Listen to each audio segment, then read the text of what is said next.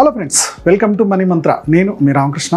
మన రోజు ఫైనాన్స్కి సంబంధించి, ఇన్వెస్ట్మెంట్కి సంబంధించి చాలా టాపిక్స్ మాట్లాడుకుంటాం కదా.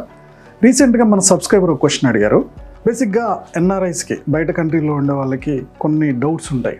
ఎన్ఆర్ఈ అకౌంట్ అంటే ఏంది, ఎన్ఆర్ఐ అకౌంట్ అంటే ఏంది, డిటిఏఏ అనే ఒక అగ్రిమెంట్ ఉంటుంది అదేంటి, ఎఫ్ఏటిసిఏ అనే ఒక యాక్ట్ ఉంటుంది అదేంటి.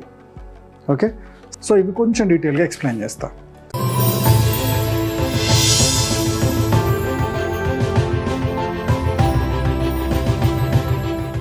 ఈ టర్మ్స్ అన్నీ కూడా అవుట్ ఆఫ్ ఇండియా ఎన్ఆర్ఐస్కి మాత్రం హెల్ప్ అయ్యే టర్మ్స్ అనమాట. ఇవి ఇండియాలో ఉండే వాళ్ళకి కాదు, వేరే కంట్రీలో ఉండి సంపాదిస్తున్న వాళ్ళకి ఇవి చాలా అవసరం. అందుకని ఈ వీడియో చేయడం జరుగుతుంది. First of all, NRE account. NRE account అంటే ఎగ్జాంపుల్కి మీరు యూఎస్లోనో, లేకపోతే యూకేలోనో, ఆస్ట్రేలియాలోనో, లేదా అరబ్ కంట్రీస్, యూఏఈ, దుబాయ్, ఇలా అరబ్ కంట్రీస్లో కనుక మీరు జాబ్ చేస్తున్నారు. అక్కడ సంపాదిస్తున్న డబ్బుని మీరు ఎన్ఆర్ఈ అకౌంట్లో వేసుకోవచ్చు. అంటే మన ఇండియన్ బ్యాంక్లో హెచ్డిఎఫ్సి, ఐసిఐసిఐ, ఎస్బీఐ ఇవి మీకు ఎన్ఆర్ఈ అకౌంట్ అని ఇస్తుంది. మీ డబ్బును అందులో వేసుకోవచ్చు. సో దాన్ని ఎఫ్డి చేసుకోవచ్చు, ఫిక్స్డ్ డిపాజిట్ చేసుకోవచ్చు. మీకు వస్తున్న ఇన్కమ్ అందులో ఫిక్స్డ్ డిపాజిట్ చేస్తే అవి దాదాగా మీకు రేట్ ఆఫ్ ఇంట్రెస్ట్ 5.5 నుంచి 6.5, బ్యాంక్ టు బ్యాంక్ మారుతుంది. 5.5 నుంచి 6.5 దాకా ఇస్తుంది. ఇండియాలో ఎలా ఇస్తుందో సేమ్ అలానే ఇస్తుంది. ఎన్ఆర్ఈ అకౌంట్కు ఉంటే బెనిఫిట్ ఏంటంటే, మీరు ఏదైతే అమౌంట్ అక్కడ వేశారు కదా, మళ్ళీ డ్రా చేసుకోవచ్చు కూడా. మీరు ఎందుకు డ్రా చేశారు, మీకు ఇంట్రెస్ట్ వచ్చిందిగా, ఇంట్రెస్ట్ కూడా డ్రా చేసుకోవచ్చు. ఇలా ఎందుకు ఇంట్రెస్ట్ డ్రా చేశారని కూడా మిమ్మల్ని అడగరు. ఎప్పుడంటే అప్పుడు డ్రా చేసుకోవచ్చు. ఇది NRE account, non resident external. Next NRO account, non resident ordinary.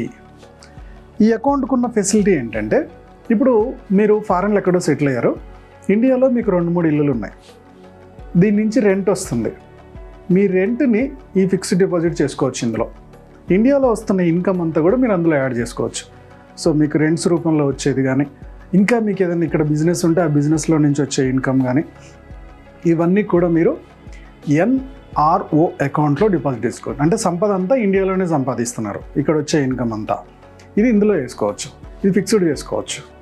దీని మీద ఇంట్రెస్ట్ మీకు ఒకవేళ ఫిక్స్డ్ చేసుకున్న దాని మీద ఇంట్రెస్ట్ వస్తుంది కదా, దాన్ని కూడా చేసుకోవచ్చు.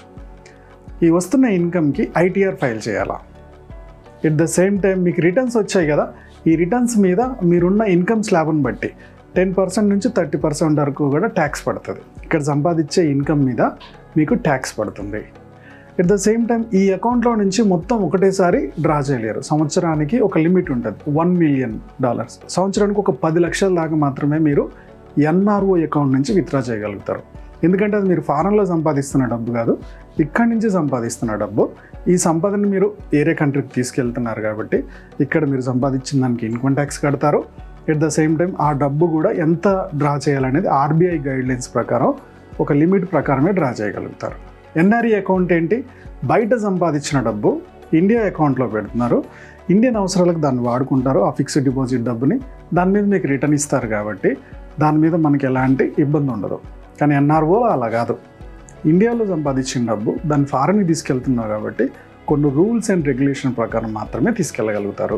నెక్స్ట్ డిటిఏఏ అంటే డబుల్ టాక్సేషన్ అవాయిడెన్స్ అగ్రిమెంట్. ఇది దాదాపుగా ఇండియా ఒక 90 దేశాలతోటి అగ్రిమెంట్ చేసుకుందనమాట. ఎగ్జాంపుల్కి ఇండియాలో ఎన్ఆర్ఓ అకౌంట్లో మీరు ఒక డబ్బు వేసుకున్నారు, దాని మీద ఒక ఇన్కమ్ వచ్చింది, దానికి ట్యాక్స్ కూడా కట్టారు. ఓకే, ట్యాక్స్ కట్టారు. మీరు ఆస్ట్రేలియా నుంచి ఆ డబ్బులు విత్డ్రా చేసుకుంటున్నారు. మీరు ఆస్ట్రేలియాలో ఉంటారు, అక్కడ విత్డ్రా చేసుకుంటున్నారు. విత్డ్రా చేసుకునేటప్పుడు ఆ బ్యాంక్ నుంచి తీస్తున్నాం కాబట్టి దీని మీద కూడా ట్యాక్స్ వేస్తానంటాయి కొన్ని కంట్రీస్. అయితే మనకు ఆస్ట్రేలియాతో అగ్రిమెంట్ ఉంది.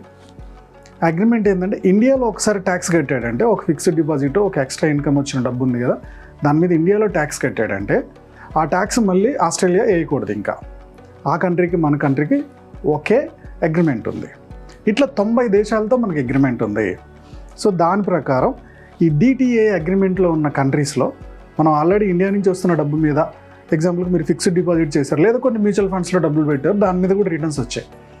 మ్యూచువల్ ఫండ్స్లో రిటర్న్స్ వచ్చినప్పుడు ఆ రిటర్న్స్ని మీరు మళ్ళీ మీరు తీసుకునే కంట్రీలో ఆల్రెడీ అగ్రిమెంట్ ఉన్న కంట్రీ అనుకోండి, మనకి ఇండియాకి ఆ కంట్రీకి అగ్రిమెంట్ ఉందనుకోండి, డబుల్ ట్యాక్స్ కట్టక్కర్లా.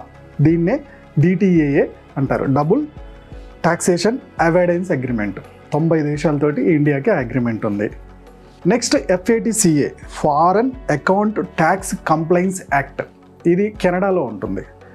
ఈ యాక్ట్ ప్రకారం మ్యూచువల్ ఫండ్స్లో ఎన్ఆర్ఐస్, ఆ కంట్రీలో ఉండే ఎన్ఆర్ఐస్ ఒక లిమిటెడ్ మ్యూచువల్ ఫండ్స్లోనే ఇన్వెస్ట్ చేయగలుగుతారు. ముఖ్యంగా SBIలో, L&T, UTI వీటిల్లో మాత్రం ఇన్వెస్ట్ చేయగలుగుతారు. ఓకే, సో ఈ యాక్ట్ ప్రకారం ఏంటంటే వాళ్ళు ఇండియాలో కాకుండా ఎన్ఆర్ఐస్ ఎవరైతే కెనడాలో ఉన్నారో ఆ కెనడాలో ఉన్న ఎన్ఆర్ఐస్కి గ్లోబల్గా ఏ కంట్రీ నుంచి డబ్బు వస్తున్నా అది ఎక్కడి నుంచి వచ్చింది, ఎలా వచ్చిందో చూపించాల్సిందే. ఏ కంట్రీ నుంచి వచ్చిన డబ్బునైనా చూపించే యాక్ట్ కాబట్టి దాన్ని FATCA అంటారు.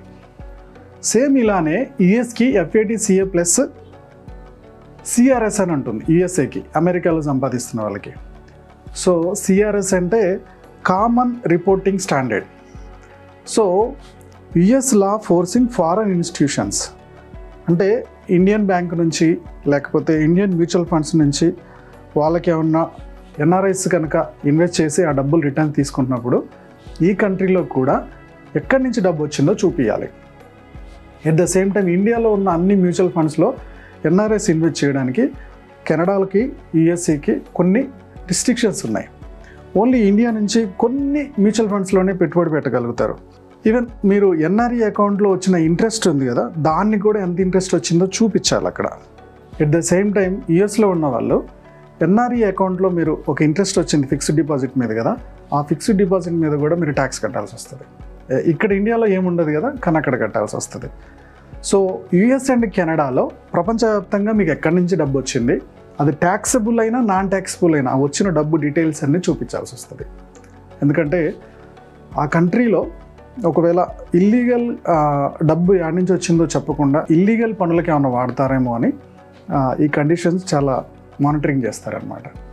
డైరెక్ట్ సెల్లింగ్ సంబంధించి చాలామంది లీడర్స్కి నేను ట్రైనింగ్ ఇస్తున్నాను. ఈ లీడర్స్ అందరికి కూడా ఏ కంపెనీలో జాయిన్ అవుతారో ఆ కంపెనీ ప్రొఫైల్, ప్రొడక్ట్ ప్లాన్ వీటి గురించి మాత్రమే ఆ కంపెనీ ట్రైనింగ్ ఇస్తుంది.